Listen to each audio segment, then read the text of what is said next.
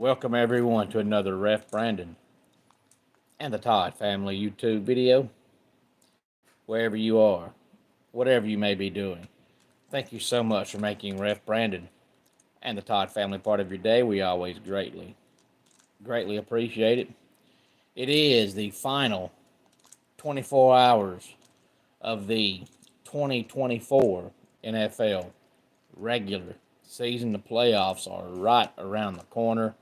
There's a few games tomorrow that don't mean a hill of beans to either team, but just about every game tomorrow means something to one of the teams in it, whether it's first round draft pick on the line, playoff seeding on the line, a home playoff game on the line. So most of the games tomorrow means something to at least one of the teams in the game, but there are a few games that don't mean anything to either team. Hey there, Austin.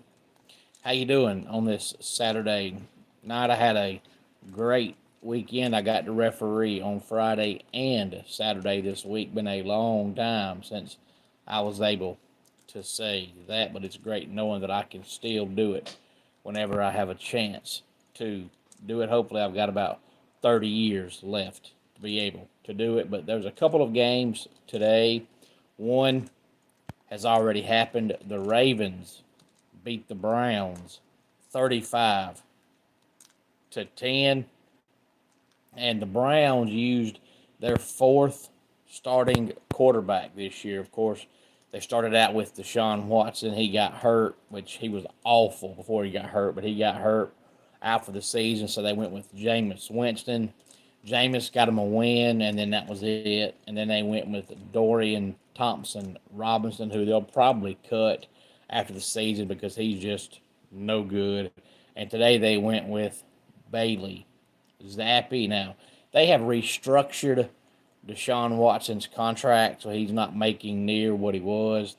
But their plan, for some reason, is to bring him back next year, which I don't understand at all because he's done nothing to warrant even being on an NFL roster, let alone being a starter. But they gave him a new deal, restructured the deal, so hopefully he'll be back next year with the Browns. But there was a rumor that came out this past week that the Browns might go after Kirk Cousins because it's pretty obvious that the Falcons have already said, Kirk Cousins, thank you for your time, but we're going with Michael Penix Jr. But if you're the Browns, why do you want to restructure Deshaun's deal and bring in Kirk Cousins? Because Deshaun Watson is not going to come back to be a backup, but you're also not going to get Kirk Cousins to be a backup. But I am sure that Kirk Cousins is going to want out of Atlanta because he thinks he can still start. He can start for a few teams. I mean, if you're the Raiders, then Kirk Cousins would be your best option. If you're the Saints, Kirk Cousins would be your best option. You know, if you're the Titans, Kirk Cousins would be your best option. But Kirk Cousins probably wants to go to a contending team, and none of those teams are going to contend anytime in the near future. Austin, every once in a while, SWA will have two or three refs, but most of the time, it's just me and maybe me and one other ref. Last month, it was just me. Jake the dog, no, I cannot do a backflip. Hey there, Jeremiah, glad you're here. I tried it one time on a trampoline when I was about 8 or 9 years old, and I didn't flip all the way around. I landed on my neck and said, nope, never again. And I have not tried since then, so I guess I'll go to my grave when I'm dead and gone saying I can't do one, but really I haven't tried in over 30 years. But landing on my neck was enough for me to say, nope, never again. The other game today is still going on right now. That is the Steelers and the Bengals. Last I checked before I started the video, the Bengals are winning. Now, this game means nothing to the Steelers as far as playoffs because they've already clinched their wild card. They're in the playoffs. But if the Steelers lose, they're going to end the regular season on a 4-game losing streak. At one time, they were 10-3. You don't want to go to the playoffs on a 4-game losing streak. Now, tonight's game right now is competitive, but they're losing. But the last 3 weeks, they have just gotten slaughtered. They ain't even been close. But it does mean something to the Bengals can hang on and win this game tonight. Broncos and Dolphins both lose tomorrow, then the Bengals get the final wild card spot. And Kool-Aid, I do remember you being on here in at least one of my videos before, but it's been a while. But I do remember you commenting on some videos, so glad you're back. But those are the two games today. And now let's talk about tomorrow. Glad you asked, Kool-Aid. I'm about to talk about tomorrow. There is no game on Monday night, the final week of the regular season. There's never a Monday night football game. So except for the two games today, all the other games will be tomorrow. We have the Panthers and the Falcons. Now, the Falcons can win their division if they win tomorrow and the Bucs lose. And I do think the Falcons will win because I think they're better than the Panthers. But I don't think the Bucs will lose. And if I'm right, the Falcons will come up one game short in the playoffs this year because they'll be 9-8 and the Bucs will finish 10-7. Now, I'm not a big fan of Raheem Morris. He took a lot of slack last week because there toward the end of regulation, he had 2 timeouts that he didn't use for whatever reason. So at the end of regulation, the Falcons attempted a 56-yard field goal, and it was about 4 yards short. So I say one more pass play of 5 to 6 yards, it was good. So if Raheem Morris calls a timeout, you've got plenty enough time for at least one more play. And, of course, it looks like he cost him the game, but you never know. That one extra play could have been a sack, could have been an interception, could have been a fumble, could have been incomplete. But either way, you use the timeouts because you can't put them in your pocket. You can't take them home. So why not use them? But Raheem didn't use them. And then the Falcons lost in overtime. And yes, Austin, I don't know about where you are, but where I am, it is very, very cold. It's supposed to be really, really cold for about the next 7 to 10 days, according to what the experts are saying.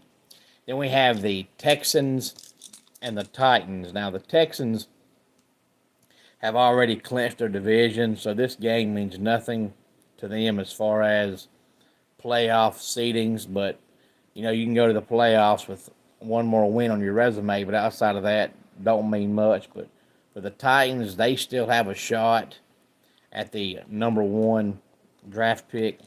Then we have the Giants and the Eagles. Now, Saquon Barkley had a chance to break the record for most rushing yards ever in a season for a running back, but he's not going to play tomorrow because this game means nothing to the Eagles. They've already clinched a wild card spot, a division spot and a playoff spot. And Austin, I do usually shave my head with a razor, but sometimes my wife does it, and when she does it, I let her use the clipper she has because the clipper she has actually leaves hair on your head, and I don't like to have hair on my head, so when I do it, I cut it all off. But when she does it, she does save a little bit, but I've had a pair of razors and a pair of clippers for 10 to 12 years now. Then we have the Jaguars and the Colts. This game really means nothing for either team. It's one of the few games that means nothing because the Colts lost last week, so that was their final shot at making the playoffs. So now they can't make it, and the Jaguars are one of the worst teams, so of course they can't make it. Then we have the Bears and the Packers, the Commanders and the Cowboys, and then the Saints and the Bucs. And as I said, the Bucs, all they have to do is win tomorrow against the Saints, and the Bucs win the division. Second straight year the Bucs have came out of the gate with a bad record, And as the years went on, they've gotten better and better and better. This year they started out, I want to say, 4-6, and then it looked like the Falcons had a shot because the Bucks started the season playing all tough opponents, and the Falcons played easy opponents. And as the year went on, it progressed. The Bucks played the easier teams. The Falcons played the harder teams. If the Bucks win tomorrow, they'll finish 10-7, which means they finish the season 6-1 after starting out 4-6. The Bills and the Patriots. The Patriots right now are on track to have the number 1 draft pick. When the year started, I knew the Patriots were going to be bad, but I wasn't sure how bad, because they played pretty good the first month or so, and as the years went on, they have gotten worse and worse and worse. Now, there's already grumblings about Gerard Mayo being on the hot seat. Now, I never would have hired him because I don't think he's head coach material right now, but the Patriots hired him, but I don't think you fire him this quick. But, there's talks of them doing it because of the fact, even though they suck, and they were going to suck, and we all knew they were going to suck, usually teams get better as the year goes on, and New England's gotten worse, and that's usually a reflection on something the head coach is doing that the players just ain't liking or just ain't hearing, because instead of getting better, you're getting worse. And Cartoon Cat, the good news for you being a cookie cat, eating my cookies, is I don't have any, so don't come near me because you'd be a starving cartoon cookie cat. And also, I have not looked yet. I was so busy this weekend. Message me tomorrow on Facebook, and I'll try to recall to look it up. But today, I just have not had the time. The Chargers and the Raiders play tomorrow. The Raiders were on pace to have the number 1 overall draft pick, and then they went out and won the last 2 weeks. And the Chargers are already in the playoffs, but they would love to win this game to have even a better record in the regular season, but they're already in the playoffs. We have the 49ers and the Cardinals. I believe I saw the 49ers are going with Josh Dobbs since they're not going to the playoffs. And I didn't realize that Josh Dobbs is still in the league. And Anna, hey there from Rio de Janeiro. Glad to have you here. Tell your friends, tell your family. Give the video a like and subscribe to the channel. I would greatly appreciate it. It helps the channel out tremendously, and it's 100% free. And thanks for checking in from Rio de Janeiro. Then we have the Chiefs and the Broncos. This is a 4 o'clock game tomorrow. The Broncos need to win to get in the playoffs, because if they win, they're in. But if they lose, they have to hope the Dolphins also lose. Otherwise, the Dolphins would get the final wild card spot. But the Dolphins play the Jets, so I don't think the Dolphins will lose. So the Broncos need to beat the Chiefs. The good news is the Chiefs are pretty much going to rest almost every one of their starters because they've already locked up number 1 seed. They can't improve. So this game means nothing to them. Then we have the Seahawks and the Rams. And the Rams actually can improve their seeding by winning the game. Now, they've already clinched a playoff spot, but they can get the number 3 seed if they win. But even though they can be the 3 seed, they have already said that Matthew Stafford will not play tomorrow. And then we have the Vikings and the Lions. And the winner of this game will be the number 1 seed in the NFC. The loser drops to the 5 seed. Now, I could be wrong, but I'm guessing because of this game tomorrow, you'll start seeing some changes with the NFL playoff system and it's not going to happen a whole lot, but the Vikings and Lions are both 14-2. So the winner finishes 15-2. And of course, wins the division, but the loser finishes 14-3. So the best they'll be able to do will be the top wild card spot, which means they'll go on the road to more than likely Tampa Bay next week. So you're going to have a 14-3 team playing at a 10-7 team. So my guess is you're going to see some tweak in the playoffs that even if you're a wild card team, if your record is better than a division winning team, the division winning team will come play at your place. I mean, you still got to put Tampa Bay in the playoffs because they won the division. You win the division, you're in the playoffs.